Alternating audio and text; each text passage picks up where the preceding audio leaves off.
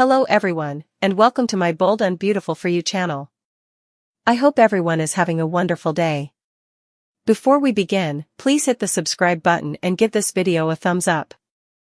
In the overheated, perfume-thick air of the Forrester Creations showroom, where the lights were bright enough to expose every secret and the glamour was sharp enough to cut through any illusion, the tension was already humming like a live wire before Will Spencer even lunged. Before Remy Price even had the chance to open his mouth and pretend he was the misunderstood victim of his own warped impulses, before Electra Forrester's eyes narrowed in that icy, razor-edge way that made even the most confident men of Los Angeles shrink back in fear, and before Ivy Forrester sent a silent signal with one arched brow that warned everyone in the room something explosive was about to detonate, because the moment Deke sharp, oblivious, starry-eyed, glowing with pride and carrying the confidence of a young designer finally being recognized, stepped into the showroom with Remy on his arm like some sort of redemption arc trophy. The temperature dropped 10 degrees and every Forrester, Spencer, and Logan in the vicinity felt the shockwave hit them square in the chest. This man, this smiling, trembling, guilt-soaked Remy, had finally been dragged back into the harsh daylight of truth after months of delusion, shame, manipulation, and the cowardly belief that time alone could erase the digital fingerprints of the deepfake nightmare he'd created to torment Electra, a nightmare she still woke up from gasping, drenched in sweat, remembering how those digitally manufactured images, the ones Remy swore he made in a moment of darkness, were sent to her phone at 3 in the morning, blasted across a burner account, and whispered about in corners like a scandal waiting to erupt. But now here he was, strolling into Forrester like a repentant stray dog looking for sympathy, and Will Spencer, already furious, already reliving the night Electra collapsed sobbing on his shoulder because she thought her career was going to be destroyed, didn't wait a second before throwing himself forward. Fist raised, his teenage rage exploding after weeks of bottled-up frustration, and he would have slammed Remy into the nearest mannequin if Deke hadn't shouted his name with this raw, gutted panic that sliced through the room and froze everyone mid-breath. But the damage was done. Remy had flinched, Ivy had gasped, Katie Logan had covered her mouth, Electra had crossed her arms like a judge delivering a sentence, and Deke stood there in the center of the chaos realizing, slowly, painfully, horrifically, that every quiet moment, every romantic dinner, every joke, every kiss he'd shared with Remy was built on a foundation of rot, and as Electra, Ivy, and Katie took turns laying out every brutal detail, Remy following Electra, Remy digitally cloning her body, Remy forging images for control, Remy stalking her across LA like some feral shadow, Deke's face morphed from confusion to disgust to outright heartbreak, because the man he'd been proudly calling his boyfriend was, in reality, the man responsible for one of the darkest chapters in Electra's life. Meanwhile Remy, shaking, sweating, eyes glossy with crocodile tears, insisted he wasn't that person anymore, claimed therapy had changed him, begged Electra to look into her big heart, the heart he'd once exploited, but Electra didn't budge, her lips tight, her jaw locked, her voice cold as she told him forgiveness required actual change, not frantic sobbing and desperate pleading in a showroom filled with horrified witnesses. And while this cyclone consumed Forrester, across town Taylor Hayes sat in her dimly lit office staring at Deacon Sharp's patient file like it was the embodiment of every complicated feeling she'd shoved into a mental box labeled "deal with later," her fingers tracing the edges of the paper as she wondered when exactly her professional boundary had blurred into something warmer, more vulnerable, more dangerous, and just as she tried to shove those thoughts back into silence, in swept Sheila Carter Sharp with that unnerving combination of giddy excitement and menace lurking beneath the surface, thanking Taylor, thanking her, of all people, for sending Deacon home, insisting he only returned because Taylor had helped him see the truth, and Taylor, both skeptical and unsettled, corrected her, saying Deacon had made his own choices, but Sheila, blissfully in love and terrifyingly confident, rambled about how she feared Deacon would drift into someone else's arms. Perhaps Taylor's, but now that he'd returned to her, she would behave, she would be good, she would keep him, and Taylor, who'd spent years studying pathological obsession, recognized the subtle tremor in Sheila's voice that hinted danger was never far away. Meanwhile at Il Giardino, Brooke Logan leaned across the table, eyebrows raised, asking Deacon how he could possibly return to Sheila after everything she'd done, after every warning, after every moment Hope Logan spent crying to Brooke, begging her father to choose safety over chaos, and Deacon admitted Taylor had helped him sort his thoughts, though even as he said it his gaze softened, drifting into that space where forbidden crushes bloom, and Brooke, hating every second of the Sheila reconciliation, warned him that Hope and Deke would both explode when they found out, but Deacon brushed it aside. Even as the truth flickered in his eyes, he couldn't stop thinking about Taylor, couldn't shake the image of her gentle hand on his wrist, her steady voice grounding him, her compassion a stark contrast to Sheila's volatility, and as this romantic disaster simmered, the Remy situation combusted into something even darker because by the time Deke finished apologizing to Electra, falling over himself, devastated, humiliated, begging her to believe he truly didn't know, Electra's heart, though sympathetic, refused to bend, telling him gently but firmly that forgiveness didn't erase trauma, and though she didn't blame him, she needed space. Deke's world cracked further as he realized Remy had manipulated him just as deeply as he'd manipulated Electra, and while Deke's heart shattered, Remy ran straight to the only person who still tolerated him, Luna Nozawa, locked behind prison glass, her eyes lighting up with sick fascination as Remy cried about losing Deke, telling her the Forrester family hated him, confessing he was desperate, and Luna, strategic, calculating, and consumed by her own delusional fantasies, offered him sympathy laced with poison, telling him Deke just needed time, telling him she could help fix this, telling him if he really loved Deke he should prove he wasn't a monster, hinting that if he helped her escape, she'd make sure Deke forgave him, and Remy, foolish, desperate, emotionally unstable, latched onto her words like a lifeline, and even as Remy spiraled, Deke's own crisis deepened, now having to face his own father Deacon, who demanded to know how his son ended up dating a man capable of digital abuse, and Hope, who felt sick imagining her little cousin Electra being violated by fake images created by someone sleeping with her stepbrother, and the Forresters, who wanted Remy banned from the building permanently, and the PR team, who warned that if this went public it could destroy Deke's professional credibility before he ever truly began, and in the midst of the chaos, Remy's emotional breakdown went nuclear, storming into Deke's loft, begging for one more chance, insisting he could be better, insisting he only created those images to keep Electra close, insisting trauma made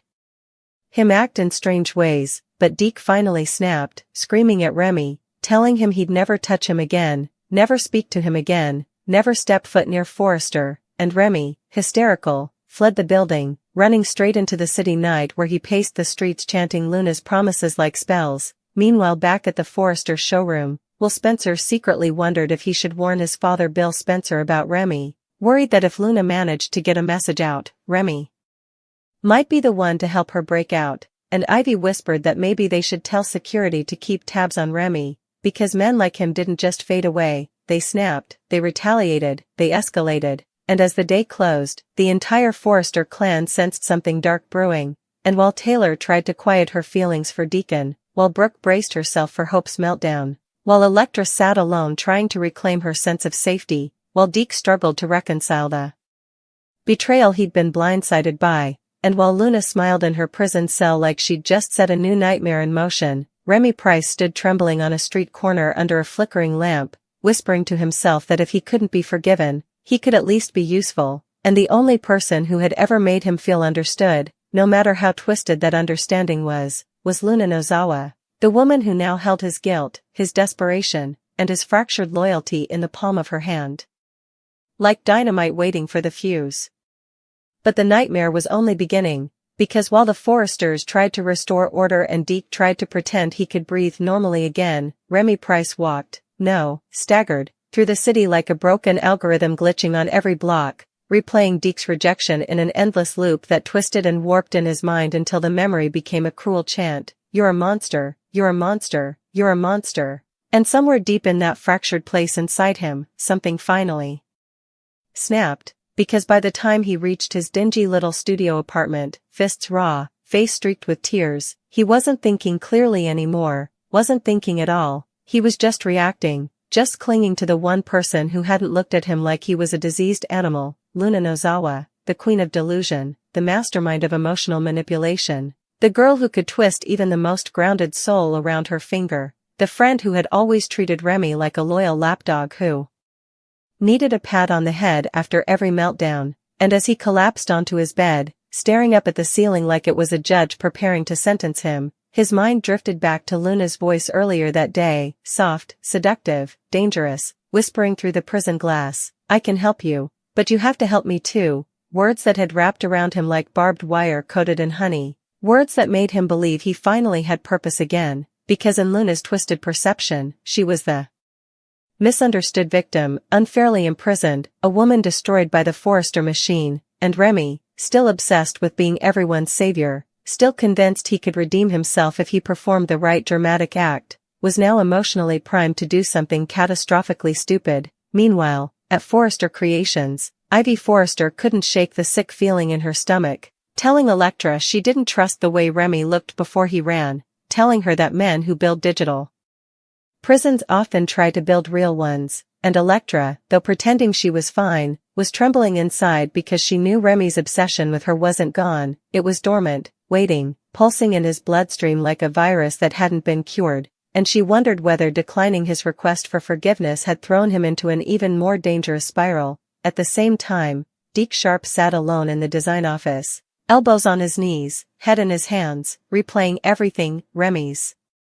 trembling lies, Elektra's pained expression, Will's fury, Ivy's disgust, Katie's heartbreak, the weight of his own naive trust, and he began doubting every instinct he'd ever had about relationships, wondering how he'd let himself fall for someone who'd weaponized technology to destroy another human being's dignity, and he felt the shame settle in his chest like wet cement. Across town, Deacon Sharp stood behind the Il Giardino bar scrubbing glasses he'd already cleaned 5 times, trying to drown out Brooke's warnings. "Sheila will ruin you, Hope will be devastated, you're repeating your worst patterns." But the only voice he heard echoing through his head was Taylor's gentle, steady tone telling him he deserved real happiness, deserved love that didn't come wrapped in bloodstains and chaos, and the conflict was tearing him apart. Sheila, meanwhile, paced their apartment like a caged predator pretending to be domesticated, smiling too sweetly, planning too meticulously, rehearsing lines she'd use to keep Deacon tethered, unaware, or maybe aware and enraged, that Deacon's mind kept drifting back to Taylor Hayes. And while all this emotional wreckage brewed, Luna sat in her prison cell with a twisted half-smile, tapping her fingers against the table in a slow rhythm, as she told another inmate, someone who instantly regretted sitting beside her, that her friend on the outside was about to do something beautifully disruptive for her, something that would remind everyone she wasn't a woman to be underestimated. And when the inmate asked whether she meant a legal move, Luna laughed, a soft, chilling, melodic sound, and said, "Oh no. Legal takes too long," which sent a ripple of unease down the woman's spine, and as the evening deepened into night, Remy sat up abruptly, grabbing his phone with trembling hands, pulling up Luna's last messages, the ones sent before her arrest, the voice notes where she told him he was the only person she could trust, the only person who understood how dangerous the Forresters really are, the only person who would never abandon her, and Remy, desperate for belonging, desperate for meaning now that Deke had kicked him to the curb, whispered aloud, "I can fix this. I can fix everything. I just have to get her out." And in that moment, the last fragile thread of sanity snapped. Simultaneously, Elektra paused outside the Forrester building, shivering despite the warm LA air, feeling like something terrible was coming, something connected to Remy, something she couldn't name, and Ivy placed a reassuring arm around her, murmuring, shielded from law enforcement, paparazzi, and even her closest family, the ramifications of Grace's machinations began to ripple outward, touching every life in the web of Forrester, Spencer, and Logan entanglements, from Lee, who was both horrified and suspicious, to Steffi, whose grief and sense of betrayal painted her interactions with Finn, Hope, and Liam with an undercurrent of tension and moral ambiguity, and even as Luna faded from immediate view, her newfound freedom carrying the weight of manipulated tragedy, Finn bowed in silent fury to uncover the truth, to reconcile his duties as a physician and a father, while the hospital corridors hummed with whispered conjecture, fractured trust, and emotional chaos, each character left to grapple with the realization that the lines between protection and manipulation, love and control, were blurred beyond recognition. And as the Forrester and Spencer clans convened emergency meetings, legal consultations, and impromptu therapy sessions in rapid succession, the moral earthquake Grace had triggered threatened to collapse alliances, ignite tempers, and redefine loyalties across every household, every business transaction, and every whispered secret, while Luna herself, now ensconced in temporary hiding, oscillated between gratitude toward Grace, confusion over the circumstances, and an emerging, gnawing suspicion that her freedom had come at a cost far deeper than mere incarceration. And as Finn, Steffi, Hope, Liam, Ridge, Brooke, and Taylor individually wrestled with the ethical quagmire, Grace quietly retreated to observe the fallout, her satisfaction tempered by the knowledge that while she had succeeded in saving Luna, she had also unleashed a torrent of emotional and moral devastation, setting the stage for confrontations, betrayals, and revelations that would echo across Los Angeles, ensuring that the repercussions of a single orchestrated miscarriage would reverberate through the intertwined lives of the Finnegans, Forresters, Spencers, and Logans in ways that no one could have predicted, no one could fully control, and no one would soon forget, creating a perfect storm of emotional intensity, moral ambiguity, and high-stakes drama that was quintessentially the bold and the beautiful, with every whispered conversation, tearful revelation, and stunned silence feeding into a narrative crescendo that threatened to explode into a season-long arc of heartbreak, revenge, redemption, and the kind of shocking twists that left viewers simultaneously horrified and unable to look away, compelling them to ask, repeatedly, who could be trusted, who would survive morally unscathed, and whether anyone, even Grace, could ever fully escape the consequences of manipulating life, love, and law in the pursuit of saving someone they loved at any cost, leaving the sprawling tapestry of interconnected characters, families, and business empires teetering on the edge of chaos, poised for the next dramatic revelation, betrayal, or shocking rescue, all while the shadow of a miscarriage, engineered, tragic, and morally fraught, hung over every decision, every interaction, and every heartbeat in the city that never stopped spinning with secrets, lies, and the indomitable human desire to protect family, no matter the cost. As the dust from Luna's manipulated miscarriage and sudden hospital release began to settle, the reverberations of Grace Buckingham's meticulously orchestrated plan rippled outward in waves of tension, mistrust, and raw emotion, engulfing everyone from the Finnegans to the Forresters, Logans, and Spencers, as Finn, still reeling from the tragic outcome and the subtle signs that something in Luna's medical care had been tampered with, pored over medical charts, scrutinized lab reports, and demanded explanations from every nurse and attending physician, his mind a storm of professional duty, paternal instinct, and simmering suspicion, while Steffi, her grief transformed into quiet fury, questioned everyone who had had even the slightest contact with Luna during her critical hours, her maternal instincts entwined with her innate sense of justice, and even as Hope Logan attempted to soothe Liam, who alternated between rage at the injustice and despair over the loss of the child, the atmosphere in Los Angeles became suffused with whispered accusations, clandestine meetings, and private phone calls as the various players sought to discern truth from deception, Brooke and Ridge engaging in heated debates over the moral consequences of Grace's actions, Taylor Hayes pleading for patience and perspective, and Bill Spencer, never one to allow injustice to go unanswered, mobilizing legal counsel and private investigators to uncover the full scope of what Grace had done, while back at Luna's temporary hideout, carefully arranged by Grace under layers of secrecy, Luna grappled with a cascade of emotions, gratitude for her freedom, heartbreak over the loss of the child, confusion over the mechanics of her sudden release, and an emerging unease as fragments of conversation and subtle hints began to suggest that her autonomy had been manipulated, her suffering orchestrated, and her escape dependent on forces beyond her understanding, prompting her to oscillate between blind trust in Grace and a tentative, creeping suspicion that she had been used as a pawn in a far larger, morally complex game, while simultaneously, Finn enlisted the help of Lee, who, torn between her protective instincts for her daughter-in-law and her horror at the moral and ethical ramifications of Grace's interference, reluctantly began to piece together the improbable puzzle, drawing connections between medication schedules, hospital protocols, and administrative anomalies, even as the Forrester offices became a battlefield of conflicting loyalties, with Ridge demanding transparency, Brooke insisting on immediate consequences, and Steffi navigating the churning waters of grief, rage, and loyalty, all while Hope and Liam coordinated with law enforcement, lawyers, and medical authorities in a desperate bid to protect Luna from further harm, to understand the miscarriage, and to hold Grace accountable. Yet Grace, always several steps ahead, used the very chaos surrounding her to consolidate her narrative, presenting herself publicly as a compassionate mother who had acted in the best interests of Luna, whose delicate health had necessitated a compassionate release, masking her orchestration with the kind of precise, cold calculation that only she could wield. And as word leaked through the grapevine to other key figures, from Deacon Sharp, who expressed disbelief and concern, to Bill's network of informants, and even distant family members like Papi Nozawa, whose cryptic reactions suggested a hidden agenda, the intrigue multiplied exponentially, with every whispered comment, every sympathetic gesture, and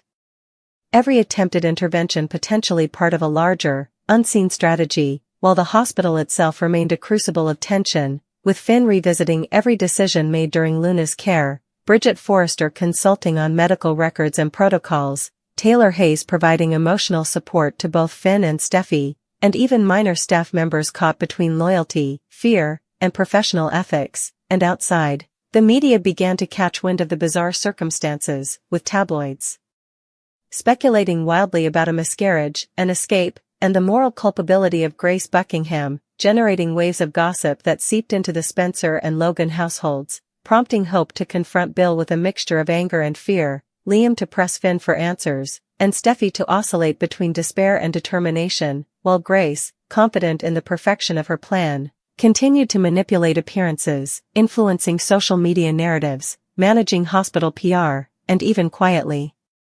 coaching Luna on how to present her story to the few people she could trust, reinforcing the narrative that her release was mandated by fragile health conditions, all while ensuring that law enforcement's attention was deflected, subtly turning suspicion toward medical anomalies rather than deliberate interference. And even as the months passed, the repercussions of the miscarriage and the escape continued to reverberate, with fractured relationships, bitter arguments, and clandestine alliances forming and dissolving across Los Angeles, Finn wrestling nightly with guilt and the impossibility of knowing the full extent of Grace's manipulations, Steffi alternating between protecting Luna and challenging Grace's morality, Hope and Liam coordinating with attorneys and private investigators to track Luna and understand the legal implications of her release, Brooke lobbying Ridge and other key figures for accountability, Bill determined to uncover every hidden detail, and even minor characters caught in the social orbit, journalists, hospital staff, family friends, and colleagues, beginning to take sides, spread rumors, and speculate on the ethical quagmire Grace had created, while Luna herself, navigating her newfound freedom, began to question her dependence on Grace, reflecting on every decision